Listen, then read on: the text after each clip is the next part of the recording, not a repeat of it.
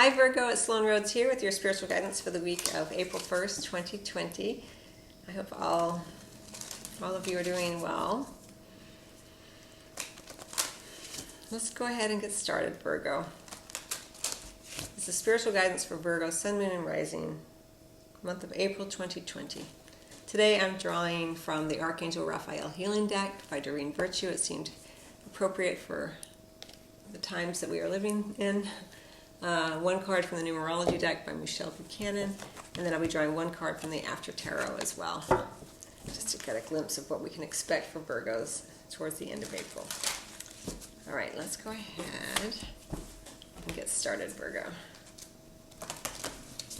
I will be doing the life purpose, career, money readings as well, Virgo, so you can look for those in the coming days. And just to remind you that all of my YouTube videos are available in audio format, and there are links below. Virgo, Sun, Moon, and Rising, spiritual guidance for the month of April 2020.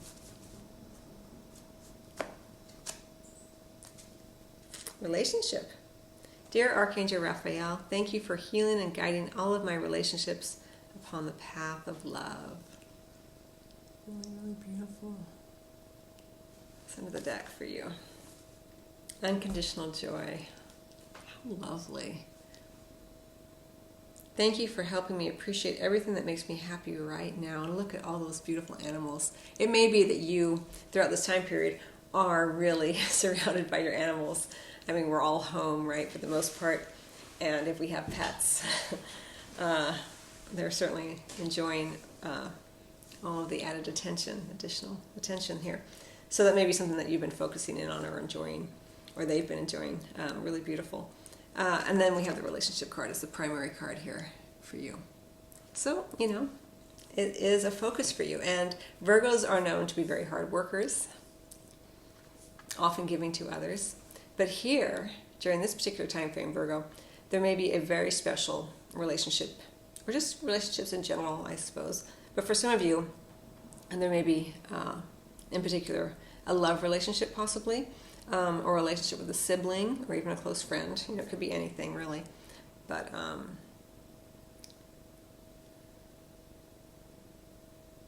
I feel like there's one singular relationship that may be a focus for you during this particular time frame. A reconnection here. And the opportunity to reconnect and heal some old wounds. And it may be because you're forced to be together. Say, you and your spouse have been working really hard, and now suddenly you're both home. It might feel a little uncomfortable at first, possibly, but maybe there's an opportunity to reconnect, or even with family members, right? Really, really nice. Relationships, definitely a focus for you during this particular time frame. Thank you for healing and guiding all of my relationships upon the path of love. What's really nice about this deck is that the prayer, as it's illustrated in this deck, and Doreen Virtue is obviously, she's the author of these. It's a big focus for her when she was doing these cards, as if it's already occurring, So even if you don't pray like that, you can still direct your thoughts to it, to a more positive experience. It's so exciting when my relationships are, or so gratifying when my relationships are all working nicely, rather than being like, oh, I'm so distant from this person. But you can kind of shift it into the gratification of, or the anticipation of, isn't it going to be great when I feel more connected to those I love, or I feel more appreciated, and I appreciate them so much more. Just a way of playing with the energy here so you can keep the focus and your intention in a place of healing and possibility. Not always easy to do when sometimes you're not getting along with someone, but there's an opportunity here. Many opportunities for people to shift a little bit, because you have to in many ways.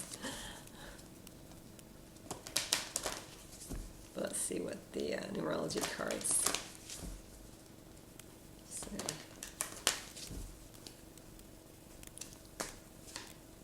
new beginnings, and surrender. Look at all that orange energy. Sacral chakra, right? We have 91, surrender, the 10. Again, kind of like you have to. You have to surrender. You have to quiet the mind. You have to stop focusing your attention on other things and other people and reconnect to yourself and those that you hold closest, those that you want to be close to. It could be that it is your animals, of course, relationships with all beings, but in particular there may be one person with whom you can renew or have a new beginning with. Renew your relationship or have a new beginning. Again, but you have to surrender. Stop fighting it. Stop fighting the fact that you have to be home or you can't do what you normally do and this kind of thing. I'm sorry, I'm going to have to stop the video and start it again. I'm having a lot of trouble today, so just 1 second, Virgo. Okay. And then we have all that beautiful orange sacral chakra energy, feeling that sense of aliveness, feeling inspired possibly to reconnect, feeling even amorous, reconnecting, finding that union with another, if it is a particular person here, a love relationship. And if it's not a love relationship, feeling inspired, reigniting connections. Now, it doesn't have to be necessarily with another person. It could be reconnecting with self. I mean, this is covering a lot of ground here because this is a general reading, but reconnecting with the self, the person that you have forgotten about because you've been so busy giving to others. A lot of ways it can come in. It's your journey, Virgo. It's your way of finding a connection here with this. But we have the 91 under the deck, the surrender, the 10, and then we have, boom, brand new beginning. Very exciting energy. Let's see what the tarot, after tarot, comes forth with here. Thank you for healing and guiding all of my relationships upon the path of love. Surrendering, letting go, transcending judgment and anger and fear and frustration, allowing yourself to just be with what is present in the moment as opposed to what was or what might be. Not always easy to do, of course, but you have an opportunity here. Sometimes spending time with animals as well, that unconditional love of a pet, especially a dog, helps to open your heart.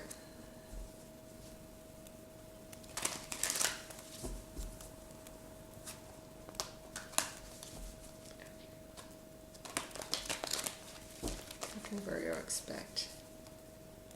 Look forward to after all of this. That's the end of April.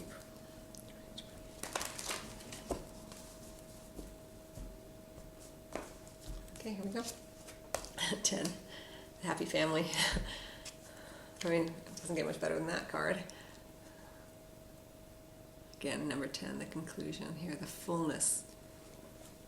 We have Chariot, things moving forward swiftly. For some of you, maybe travel, possibly. But even more, I'm going to say that in this way, because I'm thinking of the anima and the animus, the yin, the yang, the masculine, the feminine energies. If you are working within self, you're doing that here as well. Reconnecting with more balance, right, in your life between those two energies. Nothing to do with gender, completely separate from that. It's a archetypal energy of push and pull, right? Light and dark, all of that. You can investigate that if that is interesting to you or resonates with you. But the what you can expect by the end of April, beautiful, the fullness, your family coming together, relationships being healed, right? Doesn't have to just be one. You're home with your family more, home with your pets, unconditional love, unconditional joy, beautiful energy for you, a new beginning, a new way to be together. Because you've had to surrender, right? Really, really nice for you, Virgo. Okay, it's pretty cut and dry reading. It looks like that's where you're meant to focus your attention. If you're trying to get a lot of work done and try to grind away and keep the old pattern going, you're being encouraged here to shift your focus towards your own heart, to the connections that you have with those you love, to your relationships in general, and enjoy them. Reconnect to that unconditional love and joy that you experience, or that is available to be experienced. But by the end of April, again, the after tarot, the Ten of Cups. I mean, it's beautiful energy, new beginnings.